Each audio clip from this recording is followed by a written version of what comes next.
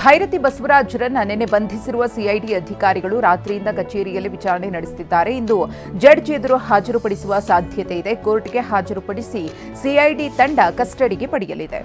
ಬಾಂಗ್ಲಾದೇಶ ಸಾರ್ವತ್ರಿಕ ಚುನಾವಣೆಯಲ್ಲಿ ಬಾಂಗ್ಲಾದೇಶ ರಾಷ್ಟ್ರೀಯ ಪಕ್ಷ ಗೆಲುವು ಸಾಧಿಸಿದ್ದು ಅಧಿಕೃತ ಘೋಷಣೆಯೊಂದೇ ಬಾಕಿ ಇದೆ.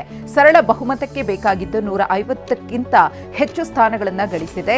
ಜಮಾತ್ ಇ ಇಸ್ಲಾಂ ಪಕ್ಷ ಮುಖಭಂಗವನ್ನು ಅನುಭವಿಸಿದೆ. ತುಮಕೂರಿನಲ್ಲಿ ತಲೆದಿಂಬಿನಿಂದ ಉಸಿರುಗಟ್ಟಿಸಿ ಮಗಳೇ ತಾಯಿಯನ್ನ ಕೊಲೆ ಮಾಡಿದ್ದಾಳೆ. ತಾಯಿ ಪುಷ್ಪವತಿ ಕೊಂದಿದ್ದ ಮಗಳು ಸುಚಿತ್ರಾಳನ್ನ ಬಂಧಿಸಲಾಗಿದೆ. ನಿನಗೂ ತಾಯಿಯಿಂದಲೇ ಕಂಟಕವಿದೆ ಅಂತ ಜ್ಯೋತಿಷಿ ಹೇಳಿದ್ದಂತೆ, ಹೀಗಾಗಿ ಮಗಳು ಈ ಕೃತ್ಯವೆಸಗಿದ್ದಾಳೆ. ಬೆಂಗಳೂರಿನಲ್ಲಿ ತಂದೆ ತಾಯಿಯನ್ನ ಕೊಂದಿದ್ದ ಮಗ ದುಷ್ಕೃತ್ಯಕ್ಕೆ ಕಾರಣವನ್ನ ಬಾಯ್ಬಿಟ್ಟಿದ್ದಾನೆ. ಅಮ್ಮ ನನಗೆ ಹಾಲಿನಲ್ಲಿ ನಿದ್ದೆ ಮಾತ್ರೆಯನ್ನ ಹಾಕಿಕೊಡ್ತಾ ಇದ್ರು, ಕೆಲಸಕ್ಕೆ ಹೋಗಲ್ಲ ಅಂತ ಅಪ್ಪ ಯಾವಾಗ್ಲೂ ಬೈತಾ ಇದ್ರು, ಹಣದ ವಿಚಾರಕ್ಕೆ ಕೊಲೆ ಮಾಡಿದೆ ಅಂತ ಆರೋಪಿ ರೋಹನ್ ಪೊಲೀಸರ ಬಳಿ ಹೇಳಿದ್ದಾನೆ.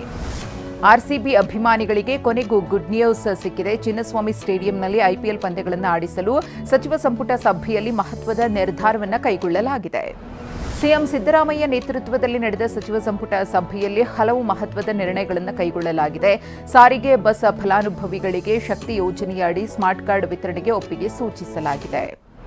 ಬೆಂಗಳೂರಿನ ಪ್ರಸಿದ್ಧ ಸ್ಥಳಗಳಲ್ಲಿ ಒಂದಾದ ರೇಸ್ ಕೋರ್ಸ್ ಸ್ಥಳಾಂತರಕ್ಕೆ ಸಚಿವ ಸಂಪುಟ ಸಭೆಯಲ್ಲಿ ನಿರ್ಧರಿಸಲಾಗಿದೆ.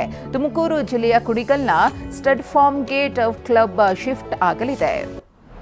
ರಾಜ್ಯ ಕಾಂಗ್ರೆಸ್ ಸರ್ಕಾರ ಇಂದು 1000 ದಿನ ಪೂರೈಸಿದೆ. 2023ರ ಮೇ 20ರಂದು ಸಿದ್ದರಾಮಯ್ಯ 2.0 ಸರ್ಕಾರ ಆಡಳಿತದ ಚುಕ್ಕಾಣಿಯನ್ನ ಹಿಡಿದಿತ್ತು. ಸರ್ಕಾರ 1000 ದಿನ ಪೂರೈಸಿರುವ ಹಿನ್ನೆಲೆಯಲ್ಲಿ ನಾಳೆ ಹಾವೇರಿಯಲ್ಲಿ ಬೃಹತ್ ರ್ಯಾಲಿಯನ್ನ ಹಮ್ಮಿಕೊಳ್ಳಲಾಗಿದೆ. ಚಿಕ್ಕಮಗಳೂರಿನಲ್ಲಿ ಕೆಎಸ್ಆರ್ಟಿಸಿ ಬಸ್ ಜಪ್ತಿ ಮಾಡಲಾಗಿದೆ. ನ್ಯಾಯಾಲಯದ ಆದೇಶವಿದ್ರೂ ಕೂಡ ಪರಿಹಾರ ನೀಡದ ಹಿನ್ನೆಲೆಯಲ್ಲಿ ಚಿಕ್ಕಮಗಳೂರು ಡಿಪೋಗೆ ಸೇರಿದ ಬಸ್ ಅನ್ನು ಮುಟ್ಟುಗೋಲು ಹಾಕಿಕೊಳ್ಳಲಾಗಿದೆ. ಕೊಡಗು ಜಿಲ್ಲೆಯಲ್ಲಿ ಹುಲಿ ಜನರ ನಿದ್ದೆಗೆಡಿಸಿದೆ. ಕೊಡಗು ಜಿಲ್ಲೆ ಪೊನ್ನಂಪೇಟೆ ತಾಲೂಕಿನ ಬೆಸಗೂರು ಗ್ರಾಮದಲ್ಲಿ ಹುಲಿ ಪ್ರತ್ಯಕ್ಷವಾಗಿದ್ದು ಎಲ್ಲರೂ ಬೆಚ್ಚಿ ಬಿದ್ದಿದ್ದಾರೆ. ಹುಬ್ಬಳ್ಳಿಯ ನೂರಾನಿ ಮಾರ್ಕೆಟ್ನಲ್ಲಿ ಬೆಂಕಿ ಅವಘಡ ಸಂಭವಿಸಿದೆ. ಈ ಟಾಯ್ಲೆಟ್ ಬೈಕ್ ಸುಟ್ಟು ಕರಕಲಾಗಿದೆ. ಘಟನಾ ಸ್ಥಳದಲ್ಲಿ ಸುರಿಯಲಾಗಿದ್ದ ಕಸಕ್ಕೆ ಬೆಂಕಿ ಹೊತ್ತಿಕೊಂಡರಿಂದ ಈ ಅವಘಡ ಸಂಭವಿಸಿದೆ ಅಂತ ಶಂಕಿಸಲಾಗಿದೆ. ಶಿವರಾತ್ರಿ ಪ್ರಯುಕ್ತ ಉತ್ತರ ಕರ್ನಾಟಕ ಭಾಗದ ಸಾವಿರಾರು ಭಕ್ತರು ಧರ್ಮಸ್ಥಳಕ್ಕೆ ಪಾದಯಾತ್ರೆ ಕೈಗೊಂಡಿದ್ದಾರೆ. ಕಳೆದ ರಾತ್ರಿ ಚಿಕ್ಕಮಗಳೂರು ಜಿಲ್ಲೆಯ ಕೊಟ್ಟಿಗೆಹಾರ ಕೆಎಸ್ಆರ್ಟಿಸಿ ಬಸ್ ನಿಲ್ದಾಣದಲ್ಲಿ ಕೊರೆಯುವ ಚಳಿಯ ನಡುವೆಯೂ ಸಾವಿರಾರು ಭಕ್ತರು ನಿದ್ರೆಗೆ ಜಾರಿದ್ರು. ಪ್ರಧಾನಿ ನರೇಂದ್ರ ಮೋದಿ ಕಚೇರಿ ಹೊಂದಿರುವ ಸೇವಾತೀರ್ಥ ಕಟ್ಟಡವನ್ನು ಇಂದು ಲೋಕಾರ್ಪಣೆ ಮಾಡಲಾಗುತ್ತದೆ.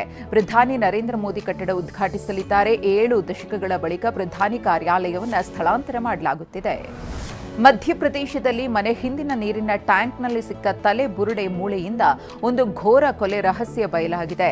2025ರ ಆಗಸ್ಟ್ 20ರಂದು ನಾಪತ್ತೆಯಾಗಿದ್ದ ಪ್ರಿನ್ಸ್ ಬಾಲ್ಮೀಕಿಯದ್ದು ಎಂಬುದು ರಿವೀಲ್ ಆಗಿದೆ. ಅನೈತಿಕ ಸಂಬಂಧದ ಹಿನ್ನೆಲೆಯಲ್ಲಿ ಗಂಡನೇ ಬಾಲ್ಮೀಕಿಯನ್ನ ಕೊಂದಿದ್ದ. ಅಮೆರಿಕದಲ್ಲಿ ಸಂಭವಿಸಿದ ರಸ್ತೆ ಅಪಘಾತದಲ್ಲಿ ಮೃತಪಟ್ಟ ಹೈದರಾಬಾದ್ ಮೂಲದ ವಿದ್ಯಾರ್ಥಿನಿ ಜಾಹ್ನವಿ ಕುಟುಂಬಕ್ಕೆ ಕೊನೆಗೂ ನ್ಯಾಯ ಸಿಕ್ಕಿದೆ. ಮೃತ ಜಾಹ್ನವಿ ಕುಟುಂಬಕ್ಕೆ 260 ಕೋಟಿ ಪರಿಹಾರ ನೀಡುವಂತೆ ಅಮೆರಿಕದ ಕೋರ್ಟ್ ಆದೇಶ ಕೊಟ್ಟಿದೆ.